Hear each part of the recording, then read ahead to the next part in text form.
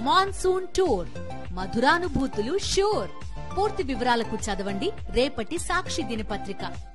ఈ రోజున వైఎస్ఆర్ కాంగ్రెస్ పార్టీ కార్యకర్తల్ని, నాయకుల్ని అందరినీ ప్రభుత్వం కట్టడి చేసింది కనుక జగన్మోహన్ రెడ్డి గారిని ఎయిర్పోర్ట్ నుంచి బయటికి రాగానే భౌతికంగా దాడి చెయ్యాలనని రౌడీలను, గూండాలను, హంతకులను పురికొల్పుతున్నారని మాకు వచ్చినటువంటి సమాచారం.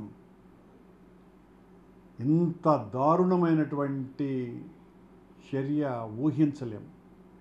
ఇప్పటికే వాళ్ళ నాయకులందరూ కూడా ఒకరికొకరు ఫోన్లు చేసుకుంటూ ఎవరెవరు రావాలి, ఎలా దాడి చేయాలి అని రాళ్లతో, కర్రలతో ఆయనను గాయపరిచి హత్యా ప్రయత్నం చేయాలా అన్నంత తీవ్ర స్థాయిలో ఈ రోజున వాళ్ళు కుట్రకు తెరతీశారు. మేమేమి ఇది ఆరోపిస్తున్నటువంటి విషయం కాదు. తెలుగుదేశం, బీజేపీ, జనసేన గూండాలు మాట్లాడుతున్నటువంటి మాటలు వాళ్ళు ఇవన్నీ కూడా పోలీసు వాళ్లకు తెలియకుండా ఉంటాయని అనుకోము.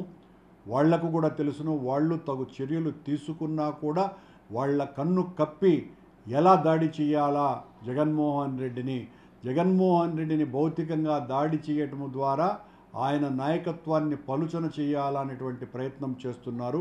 దీన్ని మేము తీవ్రంగా ఖండిస్తున్నాం. ఇలాంటి ఆటవిక, పాశవిక, హంతక రాజకీయాలను తెలుగు ప్రజలు హర్షించరు, అంగీకరించరు.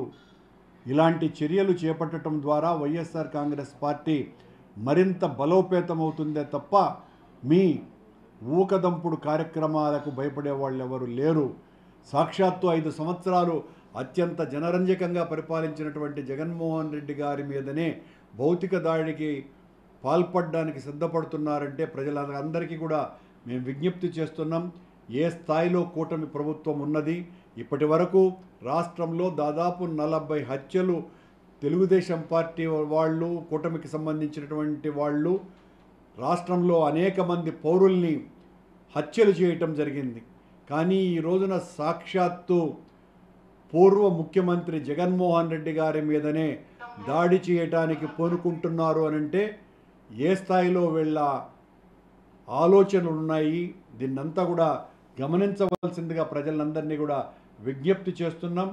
ప్రశాంతంగా దైవ దర్శనానికి వెళ్తున్నాను అని జగన్మోహన్ రెడ్డి గారు ప్రకటించిన తరువాత మమ్మల్ని అందరినీ కూడా హౌస్ అరెస్టులు చేసి పోలీసులు బయటికి రానివ్వకుండా చేసిన తరువాత తెలుగుదేశం, జనసేన, బీజేపీ గుండాలు చేయబోతున్నటువంటి నిర్వాకం ఇదేనని ప్రజలకందరికీ కూడా తెలియజేస్తున్నాం.